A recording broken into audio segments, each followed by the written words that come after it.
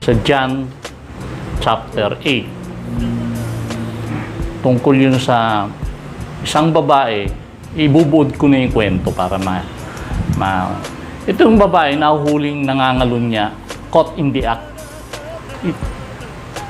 And hinila siya, siguro hubad-hubad pa siya di ba? Hinila siya ng mga taong bayan at hanggang sa kalsada, at yung tagapagturo ng kautusan at ang mga Pariseo, dinala siya kay Jesus. Hiyang-hiya siya siyempre. Kung ikaw yung babaeng yun, siguro naisip mo, it is the worst day of your life. Alam mo na kung anong gagawin sa'yo nung panahon na yun Pag ikaw nahuling nangangalun niya, sigurado, patay ka. Ibig sabihin, like, a death sentence na yun agad Papatayin ka sa bato.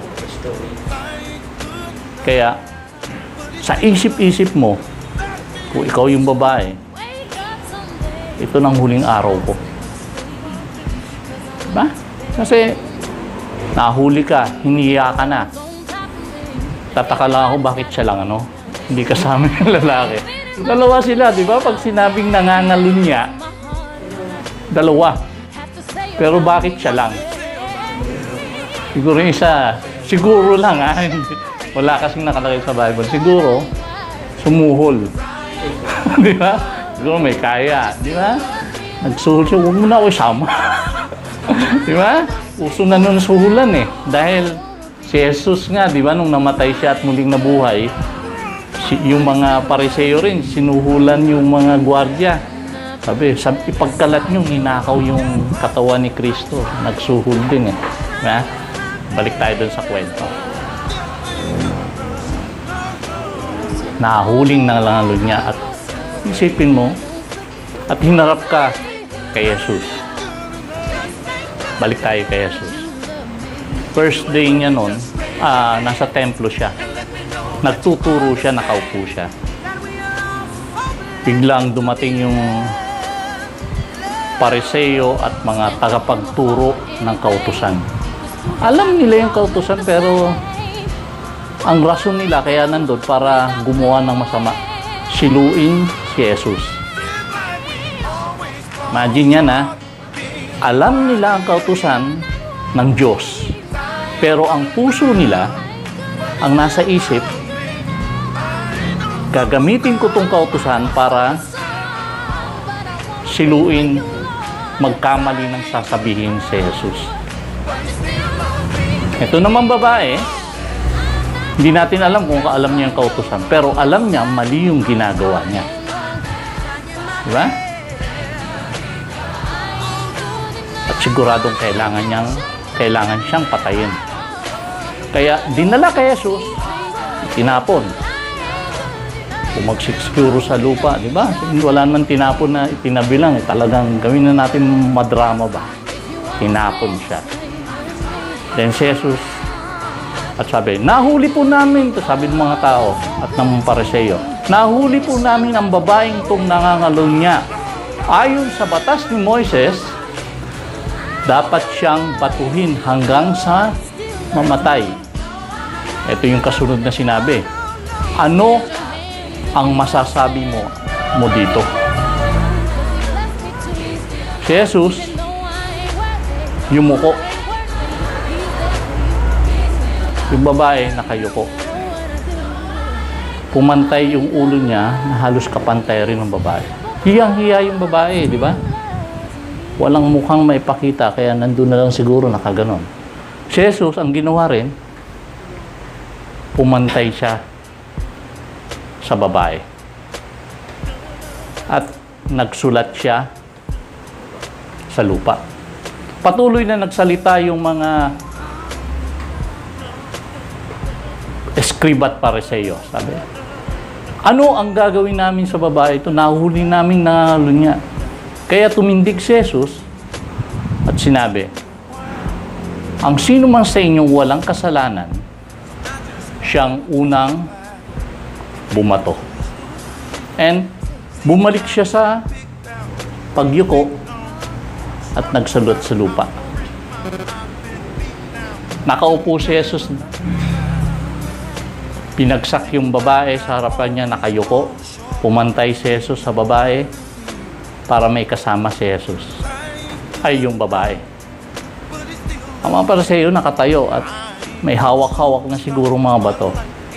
Kaya lang, tumayo si Jesus bilang may otoridad. Ang sino mang sa inyo na walang kasalanan, siyang unang bumato. Then, bumalik siya sa dati niyang posisyon na nakayuko. At nagsulat sa ano nga ba sinulat ni Jesus sa lupa?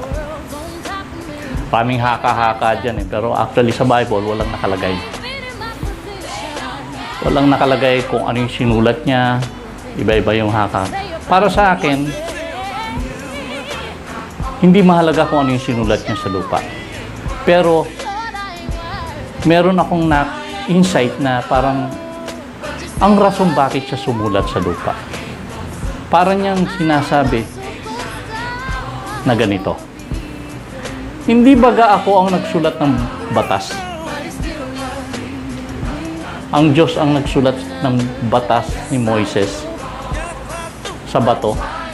Kinuha niya ang kanyang kamay ng Diyos. Sinulat niya yung Ten Commandments sa bato. Gamit ang kanyang kamay. Same thing.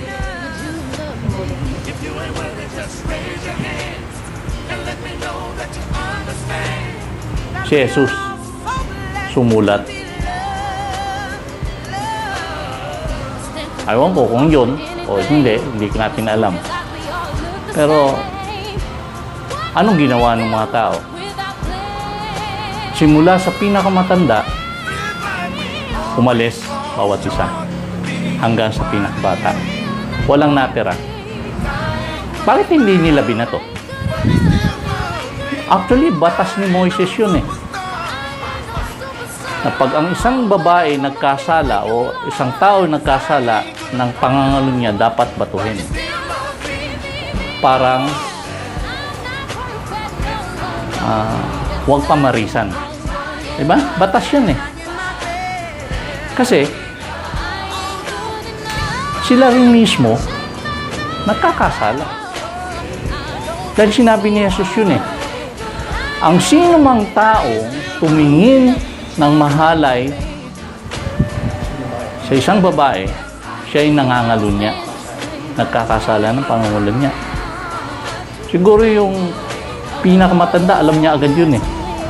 Dahil hinihintay na ng mga Pariseo at iskriba na magkamali si Jesus. Kaya maingat sila sa bawat sinasabi ni Jesus, pinakikinggan nila. Inaalala nila yun. Diba ito yung tao rin na nagsabi na ang sino mang tao na tumingin ng mahalay sa isang babae ay nangangalo niya. Kaya alam niya, sa puso niya, hinahatulan ko tong babae ito, ako rin mismo, ginagawa ko to eh. Kung ano yung hatol mo sa kapwa mo, minsan yun din actually yung ginagawa mo eh. Kaya, umalis yung isa-isa. Hanggang wala nang natira. Tumayo si Jesus. Nasa na sila? Wala bang bumato sa'yo? Wala po, sagot ng babae. Then, humayo, hindi rin kita hahatulan. Actually, siya lang may karapatang humatol. Si Jesus, walang kasalanan eh. Pero, hindi siya humatol. Hindi pa judgment day eh. Habang ang tao may hininga, may pag-asa. Pero may sinabi si Jesus, go and sin no more. Nabuksan yung mata ng babae. Natagpuan niya si Jesus. Natagpuan niya ang kaliwanagan. Sinasabi niya na ganito, huwag ka na muniling mamuhay sa kasalanan. Diba? Ganun din tayo actually. Actually, yung kwento ng babae, kwento ng bawat isa sa atin. Nahuli tayong gumagawa ng kasalanan. Alam natin yan. Hiniyarin tayo. Diba? Iba-iba ang taong nanghiya sa atin. Meron criticize tayo, ginudge tayo. Dapat nga tayong parusahan. Diba? Bawat isa sa atin. Pero hindi tayo pinarusahan ng Diyos. Binuksan lang ng Diyos ang mata natin. At sinabi rin sa atin ng Diyos, ngayon alam mo na katotohanan,